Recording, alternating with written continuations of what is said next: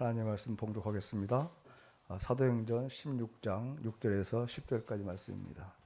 다 찾으신 줄 알고 제가 봉독하겠습니다. 아시아에서 말씀을 전하는 것을 성령이 막으심으로 그들은 부르기아와 길리디아 지방을 거쳐가서 무시아 가까이 이르러서 비두니아로 들어가려고 하였으나 예수의 영이 그것을 허락하지 않으셨다. 그래서 그들은 무시아를 지나서 드로아에 이르렀다. 여기서 밤에 바울에게 환상이 나타났는데 마케도니아 사람 하나가 바울 앞에 서서 마케도니아로 건너와서 우리를 도와주십시오 하고 간청하였다. 그 환상을 바울이 본 뒤에 우리는 곧 마케도니아로 건너가려고 하였다. 우리는 마케도니아 사람들에게 복음을 전하기 위하여 하나님께서 우리를 부르신 것이라고 확신하였기 때문이다. 아멘. 목사님께서 마케도니아 환상이라는 제목으로 설교해 주시겠습니다. 할렐루야. 우리 중창단을 통해서 영광 받으시는 우리 하나님 이름을 찬양합니다. 찬양단은요, 찬양단을 통해서 하나님께 영광 돌리는 그런 목적이 있습니다. 찬양을 통해서 또 한 가지 목적은요, 찬양을 통해서 성도들과 함께 은혜를 나누는 것입니다. 그런 의미에서 우리 중창단이 정말 하나님 기뻐하시는 찬양을 올려드리고 또 우리 성도들과 함께 은혜를 나누는 그런 시간이 되어서 너무 감사드립니다. 제가 뒤에서 함께 찬양을 들으면서 또 마음속으로 아버지의 마음이 내 마음 되기를 원합니다 하는데 눈물이 날 뻔했습니다. 제가 흘리진 않았고 흘릴 뻔했습니다. 예, 참 우리에게 또 감동을 주시는 주의 성령의 이름을 찬양합니다. 말씀을 통해서도 아버지의 마음이 우리의 마음이 되는 그런 역사가 있기를 간절히 소망합니다. 우리 설교를 들을 때 또 말씀을 읽을 때에 조금 더 이해함을 돕기 위해서 공부를 해야 될 때가 있습니다. 뭐 지명을 공부한다든지 아니면 배경적인 그런 지식들을 공부할 그런 필요가 있는데 특히 오늘 본문을 볼 때에도 우리가 지명적인 부분에서 먼저 공부를 좀 하고 말씀에 은혜를 나누기를 원합니다. 오늘 6절부터 우리가 읽었는데 6절에 보시면요, 이런 이제 지명이 등장합니다. 아시아에서 말씀을 전하는 것을 성령이 막으심으로 그들은 부르기아와 갈라디아 지방을 거쳐가서 무시아 가까이 이르러 비두니아로 들어가려고 하였다. 이렇게 나오죠. 자, 아시아에서 말씀을 전하는 것을 뭐 어떤 이유든지 성령께서 막으셨습니다. 그러면 아시아로 가면 안 되죠. 어디로 갑니까? 그래서 부르기아와 갈라디아 지방 갑니다. 갈라디아 지방은 여러분들 기억하십니까? 어디입니까? 바울이 1차 전도 여행을 주로 이제 갔던 곳이 갈라디아 지방이라고 이렇게 우리가 들었지 않습니까? 그럼 갈라디아 지방도 아시아 지방이 아닙니까? 서아시아 지방. 맞죠, 그죠? 아시아로 가는 것을 막으셨는데 왜 또 아시아로 거쳐서 이렇게 갈까요? 여기에는요, 우리가 배경적인 지식이 조금 필요합니다. 베드로 전서를 봐도요, 우리가 이 소아시아 지역에 대한 그런 이야기들이 나오는데 베드로 전서를 잠시 이렇게 죄송합니다, 제가 이렇게 넘겨가지고 1장 1절에 보시면요, 베드로가 어느 교회들에게 어느 형제들에게 편지를 보내는 건가가 나오는데 1절에 보시면 베드로 전서 1장 1절에 보시면요, 이렇게 나옵니다. 예수 그리스도의 사도인 베드로가 본도와 갈라디아와 갑바도기아와 아시아와 비두니아에 흩어져 사는 나그네들, 이렇게 말하거든요. 아시아가 따로 등장을 합니다. 사실 여기 언급된 그 지명들은 다 아시아거든요. 소아시아. 근데 아시아가 따로 이렇게 등장하는 것을 볼 때에 조금 우리가 백인적인 그런 부분들을 잠깐 여러분들에게 이야기 좀 해보려고 합니다. 지도를 좀 띄워주시면요. 이 원래 이게 지팡이가 있어야 되는데 쭉 해가지고 있어야 되는데 예, 없습니다. 1부 때 쓰다 보니까 영어가 돼 있습니다. 보시면 지금 바울이 전도 여행을 한 지역이 주로 이제 이쪽 지역이죠. 이쪽 지역인데 이쪽 지역을 지금으로 따지면 어떤 나라입니까?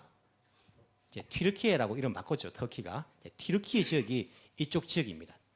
이쪽 지역을 이 당시에는 소아시아라고 불렀습니다. 소아시아 지역. 소아시아 지역에 대해서도 여러분 찾아보시면요, 여러 가지 의견들이 있을 수 있어요. 왜 소아시아라 불렀냐면 진짜 아시아는 우리잖아, 그죠? 진짜 아시아는 우리고 여기는 이제 아시아의 거의 끄트머리 해가지고 아시아인지 유럽인지 조금 이제 걸쳐 있기 때문에 여기를 이제 소아시아라고 주로 된 아시아가 아니고 이제 소아시아 이렇게 이제 불렀습니다. 특히 전역을 소아시아라 불렀다는 사람도 있고 한 중부 지방 여기까지가 소아시아, 갈라디아 뭐 여기까지가 소아시아다라는 사람들도 있어요. 어쨌든 소아시아라고 그렇게 말하면 이 전체 지역을 일컫는다라고 생각을 하시면 됩니다. 이 당시에는 로마 시대였어요. 로마가 식민지화해서 총독을 파견합니다. 자, 총독을 파견할 때에는 어떤 행정적인 단위가 있을 거잖아요. 구역이. 행정적인 구역이 있으니까 그 지역의 총독을 파견하는 거잖아요. 우리가 지금 말하면 뭐 치바 현이면 현에 현지사 있고 이런 식으로 있는 것처럼 파견할 거잖아요. 정식 행정적인 그런 명칭이 있습니다. 이 로마의 속주라고 이렇게 말하죠. 미국에도 뭐 이렇게 주가 있는데 캘리포니아 주 이런 게 있지 않습니까? 다 보면 한 나라 비슷해요. 다 주지사가 있어가지고 다 주법도 따로 있고 주 경찰도 다 따로 있고. 그런데 한 나라니까 전체적인 경찰도 이제 FBI도 따로 있고 뭐 이렇지 않습니까? 이것처럼 이 로마가 다 자기들이 직접 다스리지 못하니까 행정 구역을 나눈 부분이 있습니다. 정식적인 행정 구역이 어떠냐면 이 이제 소아시아 지역을 보시면 가파도기아 이제 정식적인 속주예요. 행정 구역이고 그다음에 길리기아 그리고 갈라디아 그리고 그 행정 속주 중에 하나가 아시아입니다. 이쪽 부분은 아시아 속주를 이야기합니다. 즉 오늘 나오는 이 아시아는요. 이 전체적인 소아시아를 말하는 게 아니라 이쪽 아시아 지역을 이야기합니다. 그리고 넘어가면 마게도니아도 속주예요. 그리고 밑에 아가야가 속주가 됩니다.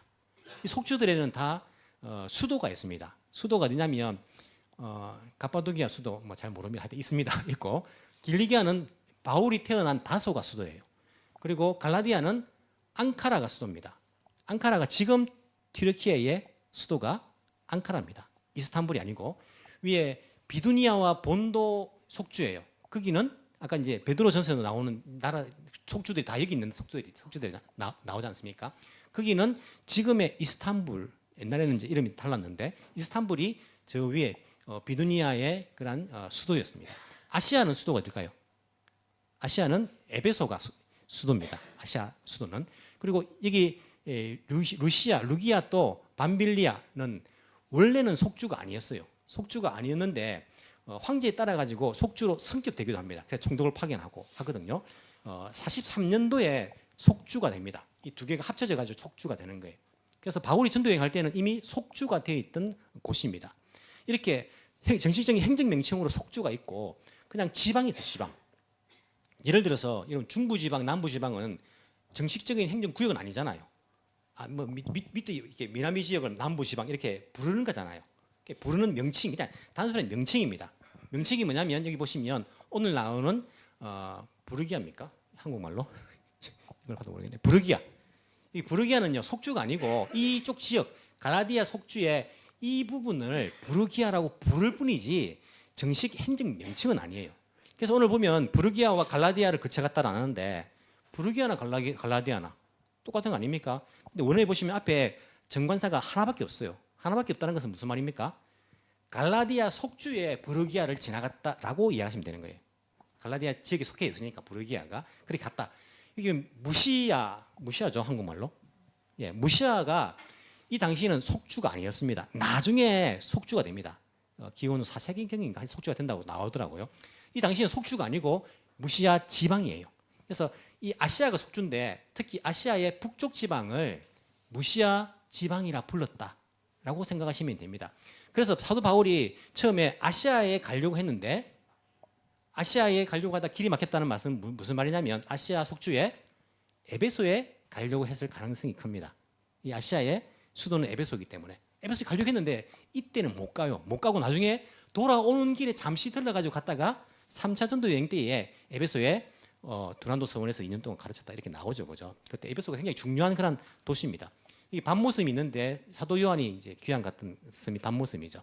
반모섬에서 요한계시록을 아시아에 있는 7교회에 보내잖아요. 아시아에 있는 7교회, 이 전체가 아니고 아시아 속주에 있는 7교회에 보내는 겁니다.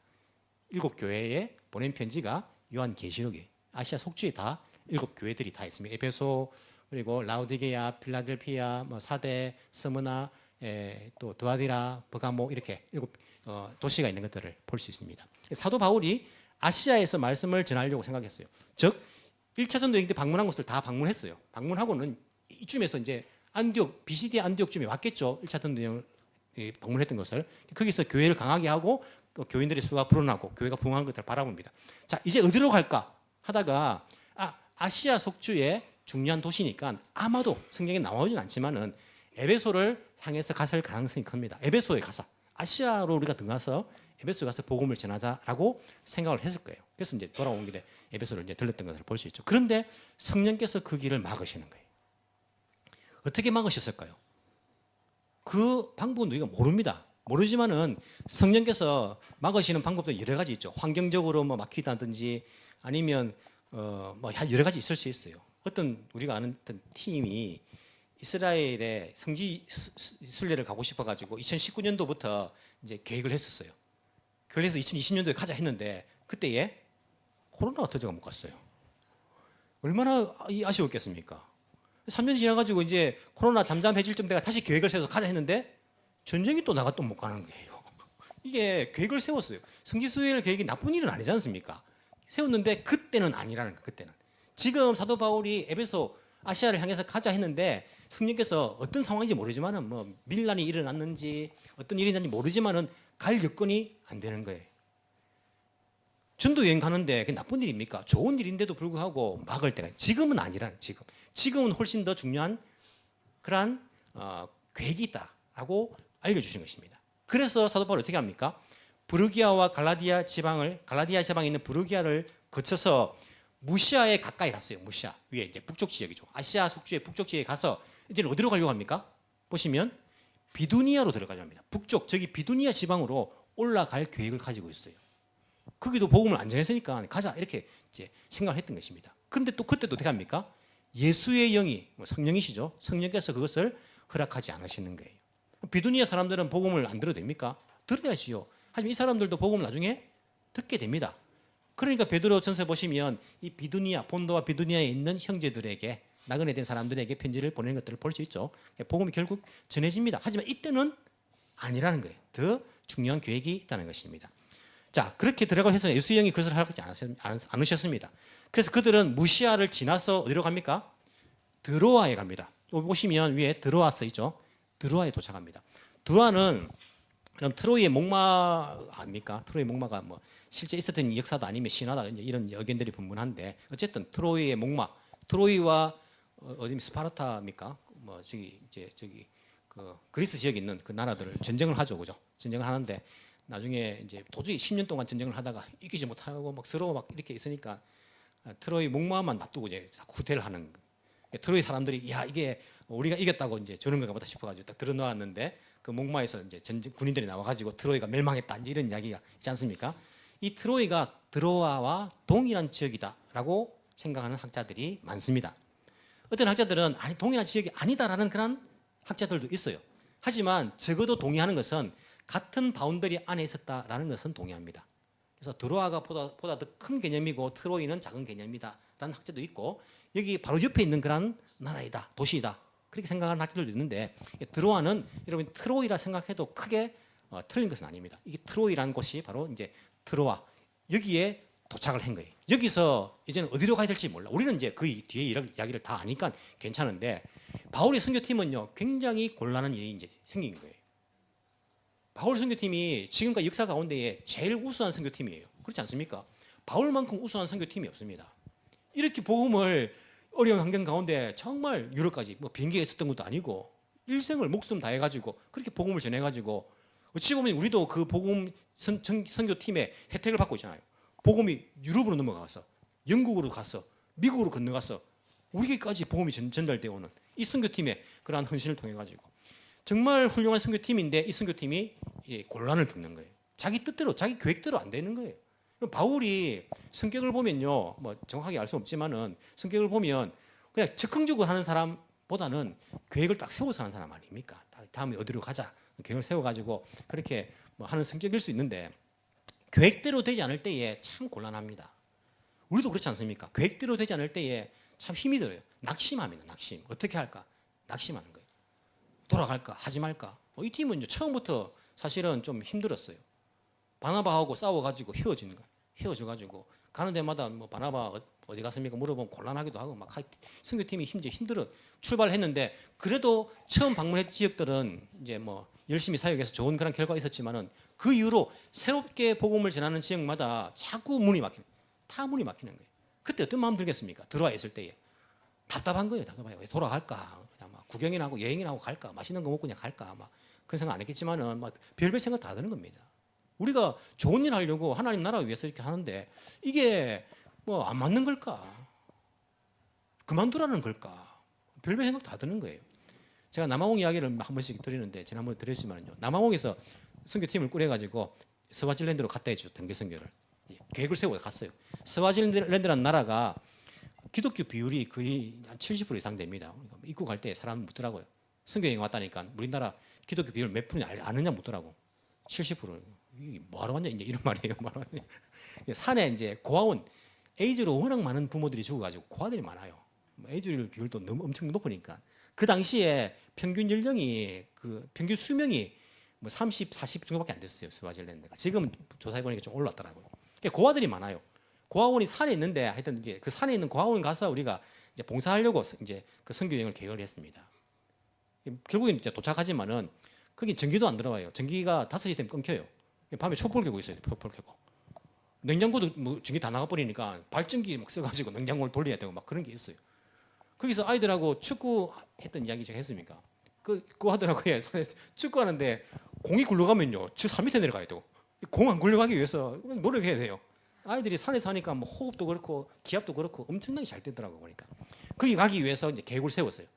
우리 출발할 곳은 부스타입니다. 부스타, 우스타라고 하기도 하고 W를 이제 그 아프리칸서를 읽으면 이제 비읍으로 읽거든요. 그래서 부스타, 우스타 이렇게 이제 하는데 거기서 일단은 1,200km 떨어진 포체스트룸 가가지고 다시 한번 쉬었다가 한 600km 떨어진 스와질랜드로 가자. 1,800km 이제 여행이죠. 거의 이제 2,000km 다 되는 여행인데 그런 계획을 세웠습니다. 1,200km를 달려가지고 포체스트룸. 지금 남아공에 우리가 김한 선교사님 이제 같이 협력하는데 김한 선교사님이 있는 곳이 포체스트룸이에요. 포체스트룸까지 차를 끌고 갔습니다. 가는데 문제가 생겼어요. 문제가. 차를 4대를 가지고 목사 가정 4명 그리고 미국 그 흑인 아줌마 뚱뚱한 아줌마 1명 미국의 싱글 자매 1명 오스트리아의 싱글 자매 1명 이렇게 이제 3명하고 우리 이제 그 4가족하고 합치가지고 차 4대로 이제 간 거예요. 그런데 제가 전에 말씀드렸지 않습니까? 길이 쫙 뻗어 있어요. 길이. 차가 한 대도 없어요. 중간에 도로 위에 누워 있어도 괜찮아요. 차가 안 오니까. 그렇게 먼 거리를 여행한 차들이 없으니까. 한 목사님이 너무 길 좋고 너무 차가 없으니까 한국에서 못 달리니까 한번 달려보자 해가지고 200km를 달린 거예요. 200km. 시속 200km를. 그런 욕심 났지 않습니까? 차가 없고 길 쫙 뻗어 있고 하니까 200km 밟은 거예요. 근데 차가 어떤 차들이냐면 우리가 산 차가 독일의 오펠이라는 그 중고차인데 25만 킬로 뛴 걸 샀어요. 한국 돈으로 700만 원, 800만 원 주고 샀어요. 중고차가 비싸요. 남아공이에요. 그 목사님도 미국에는 포드차인데 오래된 차예요. 이런 미국 포드차가 안 좋은 차인 거 아시죠? FORD, 포드가 Fix or Repair Daily입니다. 미국 사람들 그렇게 이야기해요. 고치든지 수리하든지 매일 그렇게 한다는 거예요. 포드라는 게 그런 별명을 그 차를 이제 사신 그 차로 달린 겁니다. 200km를 달리다 어떤 일이 있냐면 차 엔진이 나가버렸어요. 포체스트룸이 어떻게 도착을 했는데 차가 이제 안 가는 거예요. 계획을 우리가 다 세웠어요. 거기 언제까지 가고 어떤 사역들을 하고 그게 다 약속이 된 거예요. 그냥 됐는데 거기 멈춰버렸잖아요. 계획대로 되지 않으니까 이게 너무나 곤란하더라고요. 너무 곤란해요. 팀워크도 그래요. 이 목사님 그 괜히 200km 달려가지고 근데 본인이 속상하잖아요. 본인도 엔진 나가서니까 그 차 돈 들여가는데 본인 속상한데 그런 말도 또 함부로 또 못해. 속으로만 200km 말로 200km 달려가지고 말이야. 막 이런 마음 팀원들이 때는 원망도 막 생기고요. 그리고 야 앞으로 어떻게 하지? 우리가 어떻게 해야 되냐? 그냥 막 회의를 하는데 지금 목사님 놔두고 가자. 그냥 우리끼리 가자 막. 왜냐하면 그게 수리가 언제 될지 모르니까 우리나라처럼 뭐 이렇게 금방 되는 게 아니잖아요. 거기는 맡겨놓으면 언제 나올지 몰라요. 그러니까 야 그냥 놔두고 우리 돌아오는 길에 목사님 주워 가자. 그렇게 가자 이런 말도 있고 또 어떤 팀은요 그 목사님 이제 친구 목사님 같이 이제 있었거든요. 한국에서부터 중국 친구예요. 어떻게 놔두고 가느냐 뭐 데려가야지 같이 가야지. 이거 우리 일정이 다 엉망이 되고 이게 기다리다가 우리 막 시간 다 보내고 거기 가지도 못한다. 서로 의견도 충돌되고 늘 하는 게 뭐냐면 기도하고 회의하고 싸우고 기도하고 회의하고 싸우고 매일 그거 하고 있는 거예요. 계획대로 안 되니까요. 나중에 결국에 비밀 투표해가지고 서로 이제 원망사니까 결국에는 기다렸다가 같이 가는 걸로 결정해서 가서 사역을 하고 돌아오긴 왔어요. 계획대로 되지 않을 때에 이게 얼마나 힘든 건지를 체험을 했어요. 우리가 그냥 보지만 사도 바울이 여기 갈려도 안 되고 저기 갈려도 하고 안 되고 처음부터 바나바하고 헤어져가지고 이런 일도 있었고 그 팀원이 지금 누굽니까? 디모데와 실라 이렇게 있는데 막 얼굴 보기에도 부끄럽고 미안하고 아니 바울 선생님 계획을 세웠는데 어떻게 됩니까? 디모데는 제가 믿고 따라왔는데 중간에서 할례도 받고 제가 중간에 아픔도 겪으면서 왔는데 말도 못 하잖아요. 말도. 서로 간에 그런 어려움들, 계획대로 되지 않을 때 그 어려움이 얼마나 크겠습니까? 우리들도 인생 가운데 여러 가지 계획을 세우지만요. 뭐 자녀들 뭐 여러 가지 뭐 계획 세우지 않습니까? 또 우리 앞으로 뭐 학교를 어디 가고 직장을 어디 가고 또 뭐 여러 가지 세우는데 그 계획이 계획대로 되지 않을 때 참 이게 곤란을 겪어요. 마음에 낙심이 될 때가 있어요. 어떡하나? 그냥 그만둬야 되나? 돌아가야 되나? 이러면 될 때가 있지 않습니까? 하지만 하나님의 일이기 때문에 성령께서 막으신 적도 있지만은요. 성령께서 그들에게 올바른 길로 인도하신 그런 부분들이 있다는 것들을 알아야 됩니다. 예수님은 나는 곧 길이요. 길 되신 분이에요. 절대 우리의 길을 막아가지고 너희 못 가. 절대 못 가. 다 막았는데 이제는 너희들 못 가. 난 길 막을 거야. 이런 분 아니에요. 그분은 길 되신 분이에요. 예수님은 길입니다. 우리 인생의 길입니다. 생명의 길이고 진리의 길입니다. 그분은 생명을 살리는 길로 인도하십니다. 올바른 길, 진리의 길로 인도하시는 분이 예수님이에요. 예수님 의지해야 돼요. 성령께서 막으셨으면 성령을 의지해야 되는 것입니다. 내가 계획을 했지 않습니까? 하지만 그 길을 인도하시는 분 주님이시거든요. 막으시면 그분에게 물어봐야죠. 그분에게. 주님, 이걸 막으셨는데 어떤 길로 가기를 원하십니까? 드로아에 도착합니다. 드로아에서 두 가지 변화가 생깁니다. 첫 번째 변화는요. 한 사람의 팀 멤버가 추가가 됩니다. 누굽니까? 누가가 추가됩니다. 보시면 예전에 제가 이제 본문을 설교한 적이 있었는데 기억하실지 모르겠지만은 6절에 보시면요. 아시아에서 말씀을 전하는 것을 성령이 막으심으로 그들은 누굽니까? 바울과 실라와 디모데입니다. 브르기아와 갈라디아 지방을 거쳐가서 이렇게 하려고 했는데 되지 않았다. 8절 그래서 그들은 3명입니다. 이렇게 했다. 9절 여기에서 이제 드로아에 이르는 거예요. 드로아에서 밤에 바울이 환상을 보고 그 환상을 본 뒤에 10절에 보시면요. 그들이 아니고 뭐가 됩니까? 우리는 무슨 말입니까?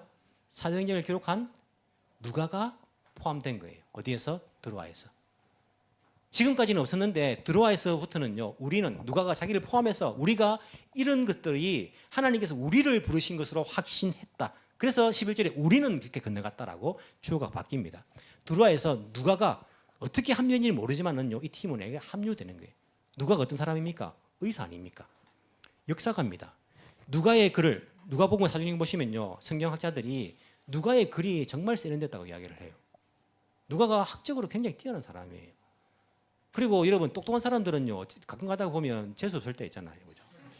자기 잘난 척하고 막 그죠? 뭐 시키면 좀 잘 안 하고 자기 좀 비싸게 막 근데 누가는 그런 사람 아닙니다. 누가는 바울이 정말 힘들 때까지 누가만 지금 나와 함께 했다. 어려울 때에. 바울이 옥에 갇힐 때에 같이 한 사람. 어리도 있는 사람, 어리도 있는 사람이에요. 참 사람이 참 좋은 사람이에요. 한 사람의 이런 좋은 멤버가 추가된다는 것은요. 큰 위로가 됩니다. 아, 우리가 지금 하고 있는 일들이 잘못된 일이 아니구나. 우리가 이렇게 선교팀들이 그렇게 할 때에 정말 문제가 생기면요. 본부에서 한 사람의 리더를 파견할 때가 있어요. 그 문제를 해결하라고. 본부에서 리더가 한 사람 파견되면 정말 그 사람이 지혜롭고 정말 괜찮은 사람이라면 그 팀 멤버가 문제가 생겼지만요. 큰 위로가 됩니다. 아, 이제 우리가 좀 위로가 됐구나. 그리고 새로운 방법으로 그렇게 진행되는 그런 일들을 경험할 때가 많아요. 누가가 드로아에서 한 명의 멤버가 추가됐을 때에 큰 위로가 되었을 거예요. 바울 특히 몸이 안 좋은 부분 있잖아요. 자기 육체에 가시가 있는 사람이잖아요. 그런데 이 의사 누가가 합류했을 때에 얼마나 큰 위로가 되었겠습니까? 누가가 이 팀원에게 추가가 돼가지고 이 팀원들이 하는 일들에 큰 위로가 된 것들을 볼 수 있어요. 또 한 가지의 변화가 무엇입니까? 드로아에서 하나님의 인도로서 환상을 보게 된다는 거예요. 바울이 그 드로아에서 환상을 봅니다. 어떤 환상입니까? 백발의 산신령이 하나 가지고 마게도니아도 넘어가거라. 그게 아니라 마게도니아 사람 하나가 바로 앞에 서는 거예요.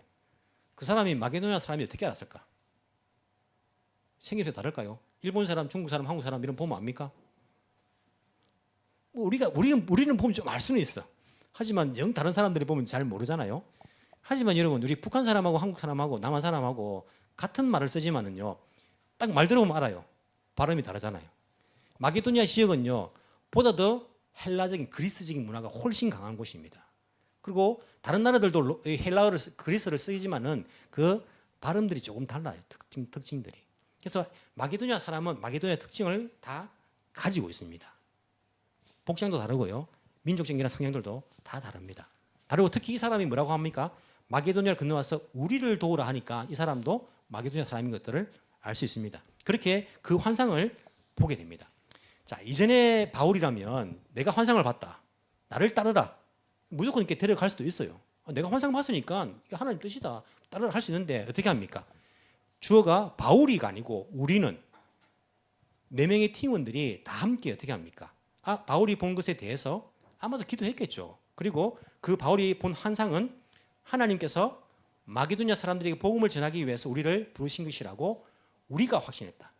이 4사람이 동일하게 그 바울의 환상을 하나님의 인도로 확신했던 것을 볼 수 있어요. 하나님의 인도하심으로. 이 확신이란 단어가 원어의 이제 그 단어를 보시면 함께라는 그런 이제 순이라는 그런 이제 그 접두어입니까? 그게 이제 붙어요. 함께 마음을 모으다. 이제 이 뜻의 단어예요. 이게 하나가 되다. 함께 하나가 되다. 이런 이제 의미가 있습니다. 그래서 이 바울의 환상을 통해 가지고 이 4명의 팀원들이 하나가 되어 가지고 이것은 하나님께서 우리를 마게도냐로 부르신 것이다. 그렇게 확신을 했다라는 그런 해석이 가능하고 또 하나의 해석이 뭐냐면 함께 이제 하나가 되다, 마음이 하나가 되다, 동일하게 되다 이 의미가 2가지 물체를 두고 비교하면서 이것이 하나가 되었다라는 의미도 단어적으로 담고 있어요. 무슨 말이냐면 바울의 그 환상 마게도냐를 가자 거기에 대응하는 다른 의견이 있습니까? 없습니다. 지금 없어요. 그래서 그런 뜻보다는 이것은 환상이라는 것과 자기들이 기도하고 그리고 우리가 이성이라는 게 있잖아요. 어찌 보면 환상과 좀 반대될 수도 있잖아요. 이 환상과 자기들이 생각을 하고 회의를 해봤는데 그들의 그 결론, 그 이성과 하나가 되었다라는 그런 부분으로도 해석이 됩니다. 뭐 제 개인적인 해석이 아니고 이 학자들의 그런 해석이에요. 즉 뭐냐면 우리가 환상을 보거나 꿈을 보거나 하면 어떤 마음 듭니까? 진짜 하나님의 뜻일까? 내 그냥 뭐 옆에 개가 한 마리 지나가는 그런 꿈이 아닐까? 개꿈이 아닐까 혹시? 뭐 이게 착각할 수도 있잖아요 우리가. 혹시 이게 내가 잘못 본 거 아닐까? 악한 영은 아닐까? 그런데 그런 마음이 아니고 이 바울이 본 환상이 모든 사람들이 생각하기에도 이것은 하나님의 뜻이다라는 그들이 어찌 보면 뭐 이성도 하나님이 주신 것이니까 그 부분과 합하여졌다 그런 확신으로서 해석이 된다라고 이야기합니다. 어쨌든 그들은 이 이야기를 통해 가지고 성령의 인도하심을 확신을 하고 마게도니아로 넘어가는 다음 선교지로 정말 중요한 어찌 보면 그 복음이 아시아에 머물러 있는 것이 아니라 유럽을 이제 넘어가는 그러한 하나님의 그 역사 가운데 계획 가운데에 순종해서 가는 그런 모습을 우리가 볼 수 있어요. 이러한 바울의 선교팀들의 그런 확신을 통해 가지고 인도함을 통해 가지고 우리 역시 마찬가지입니다. 하나님의 인도함을 우리가 바라는 것. 비록 하나님의 일이지만은 때로는요 그것이 시기적으로 또 하나님의 계획적으로 안 맞을 수가 있다는 거예요. 그럴 때에 낙심하는 것이 아니라 우리가 하나님의 뜻을 구하는 거예요. 계획을 구하는 거예요. 하나님의 인도하심을 구하는 거예요. 정말 아버지의 마음과 내 마음이 하나 될 수 있는 그 인도함을 구하는 것이 얼마나 중요한 것인가. 많은 사람들이 계획대로 되지 않으면요 쉽게 포기해버립니다. 우리 마음이 얼마나 연약합니까? 넘어져 버리고요. 낙심해버리고 다시는 하고 싶은 마음이 들지 않을 때가 있어요. 아니 그럴 때 그 마음이 아니라 주의 인도하심을 구하는 것. 그 인도하심이 내 계획과 다를지라도 우리가 갈 수 있는 것. 왜? 그분이 길이기 때문에. 그분이 생명이고 그분이 진리이기 때문에 갈 수 있는 것이 중요하다는 거예요. 여러분 다음 주 월요일 날 회사 가시면요 점심을 소바 먹을 겁니까? 우동 먹을 겁니까? 늘 점심 때 고민되죠. 그래서 기도합니까? 주님 소바 먹을까요? 우동 먹을까요? 무엇이 주님의 뜻입니까? 가르쳐 주십시오. 주님의 인도함을 구합니다. 그렇게 기도하면서 소바나 우동을 택합니까? 소바 먹든지 우동 먹든지 상관없어요. 소바 먹어도 되고 우동 먹어도 되고 죄 짓는 거 아니잖아요. 뭘 먹어도 상관없어요. 소바 먹는다 해서 여러분 뭐 복음이 더 멀리 가고 우동 먹는다 해서 더 작게 가고 그런 거 아니잖아요. 그냥 됩니다. 근데 만약에 전도 대상자를 만나기로 했습니다. 점심 때 점심을 먹기로 했어요. 근데 이 사람하고 비싼 레스토랑 가가지고 고시죠 개인실에 들어가가지고 아주 고급 요리를 먹을 것인가? 아니면 이 사람이 좀 부담을 안 느끼게 조금 캐주얼한 그런 식당에서 미개약한 좀 왁약질근한 곳에서 쉽게 이야기해도 그냥 이 사람이 부담 없이 들을 수 있는 그런 식당을 선택할 것인가? 이것 가지고 주님 뜻이 무엇입니까? 인도해 주십시오라고 기도하는 것은 가능하잖아요. 왜냐하면 지혜를 구하는 것이니까. 복음을 전하기 위해서 어떤 식사가 더 좋습니까? 라고 지혜를 구하는 것이니까. 내가 점심으로 소바 먹을지 우동 먹을지 하나님 뜻을 우리가 구하지 않는 것은 괜찮아요. 우동 먹어도 되고 소바 먹어도 됩니다. 돈까스 먹어도 돼요. 하지만 복음 전하기 위해서 이 일들에 대해서는요, 지혜를 구하는 것 어찌 보면 좋은 거잖아요. 만약에 우리의 뜻과 우리의 계획이 내 나라를 세우는 것, 주님 이 학교 갈까요? 저 학교 갈까요? 이 직장 갈까요? 저 직장 갈까요? 이 사람하고 결혼할까요? 저 사람 결혼할까요? 내 나라를 세우기 위해서 내 욕망을 따라서 우리가 그렇게 내 본능을 따라서 우동과 소바처럼 그렇게 구하는 것이라면 어찌 보면 하나님의 그 인도하심이 어두울 수 있어요. 잘 모를 수 있습니다. 너 나라를 건설하기 위해서, 네 욕망을 위해서, 너 자신만을 위해서 그렇게 계획을 세웠는데 왜 나의 인도를 구하느냐? 너 계획에 나를 이용하려고 하는 것인 거니까. 우선은요, 우리의 그 뜻이 하나님 뜻과 연결되는 것이 필요합니다. 주님, 하나님의 계획을 잘 모르지만은요, 지금 학교를 선택해야 되는 그런 기로에 서 있습니다. 주님 뜻을 구합니다. 제가 앞으로 어떤 것을 좋아하고 어떤 것을 하게 될지 모르지만은 하나님의 그 뜻을 따라 살기를 원합니다. 주님 나라 위에 살기를 원합니다. 주님 지혜를 주십시오. 주님 이 직장 갈지 저 직장 갈지 돈을 따라 구하는 것이 아니고요. 제가 정확하게 모르겠지만은 하나님의 그 뜻이 있기를 원합니다. 이 일을 통해 가지고 주님 일을 하기를 원합니다. 주님 인도해 주십시오. 주님 이 사람하고 결혼하면 좋을지 이 사람하고 결혼하면 좋을지 제가 잘 모르겠지만은 주님의 인도를 구합니다. 왜? 우리 가정은 하나님 기뻐하시는 가정을 만들 것이고요. 하나님 뜻을 따라 살아가는 가정을 만들 것이기 때문에 주님의 인도하심이 필요합니다. 그렇게 기도한다면 주님께서 인도하십니다. 우리의 길을 인도하시는 분이에요. 우리의 생각을 도우시는 분이고요. 비록 우리가 잘못된 계획을 세울지라도 사람이 계획을 세울지라도 그 길을 인도하시는 분은 하나님이시라고 그렇게 우리에게 말씀하시기 때문에 인도하시는 그런 분이신 것을 믿고 그분의 인도함을 구하는 것이 필요합니다. 때로는 그분이 인도하시는 그 길은요, 많은 사람들이 찾지 않는 좁은 길일 수도 있어요. 골목 사이에 좁은 길, 사람 한 명 기어 들어가는 그 길, 누가 그 찾습니까? 막 삐지고 들어가가지고 상처도 나고요, 막 이런 길. 주님이 때로는 그런 길로 인도하실 수도 있어요. 하지만 그게 주님의 인도하심이라면 우리가 그 길을 가는 것이 맞습니다. 내 뜻이 아니고요, 내 나라 세운 것이 아니고 하나님의 뜻을 따라 하나님 나라를 세우는 것이고 하나님께 영광 돌리는 것이고, 그래서 먹든지 마시든지 무엇을 하든지 간에 하나님 기뻐하시는, 하나님 영광과 연결된 그런 삶을 살기를 원하는 그런 사람들에게 주님께서는요 분명히 인도하실 것입니다. 구체적으로 뭐 환상을 통해 꿈을 통해 어떤지 모르지만은 그것은 하나님 말씀과 위배되지 않을 것이고요. 그리고 우리에게 내적으로 외적으로 그러한 확신을 통해 가지고 인도하실 그 하나님을 우리가 만나게 될 것입니다. 하나님의 인도하심이 여러분 인생 가운데에 항상 임하게 되기를 간절히 소망합니다. 기도드리겠습니다. 사랑이 많으신 하나님 아버지 감사합니다. 우리를 하나님의 계획대로 인도하신 주님의 놀라우신 은혜에 감사를 드립니다. 예수님께서 십자가 길을 두시고 기도하실 때에 이 잔을 피하게 해달라고 말씀하시면서도 하나님의 그 계획 따라 되기를 원한다라고 기도하신 것처럼 주님, 우리의 인생이 하나님의 계획대로 되기를 원합니다. 우리를 주의 뜻 따라 인도하여 주옵소서. 이게 하나님의 인도함이라는 그러한 것을 구분할 수 있는 영적인 분별력을 허락해 주시고 또한 지혜를 허락하여 주옵시기를 간절히 소망합니다. 하나님의 뜻인지 아닌지 잘 구분하기 위해서 평소에도 하나님의 말씀을 잘 묵상하며 또한 하나님과 개인적으로 기도할 수 있는 그러한 습관을 들일 수 있는 저희들 되기를 원합니다. 그래서 선택의 기로에서 정말 하나님께서 기뻐하시고 원하시는 그러한 선택을 우리가 할 수 있는 그런 사람들이 되기를 원합니다. 주님, 바울을 인도하신 우리 하나님께서 지금도 살아계시니 우리 교회를 인도해 주시고 우리 개인 성도들의 삶을 인도해 주시며 그 길을 통하여서 하나님께서 기뻐하시고 영광 받아 주시며 우리에게도 그 큰 은혜가 되는 그러한 일이 될 수 있도록 주께서 선하게 인도하여 주옵소서. 살아계신 예수님 이름으로 기도합나이다. 아멘.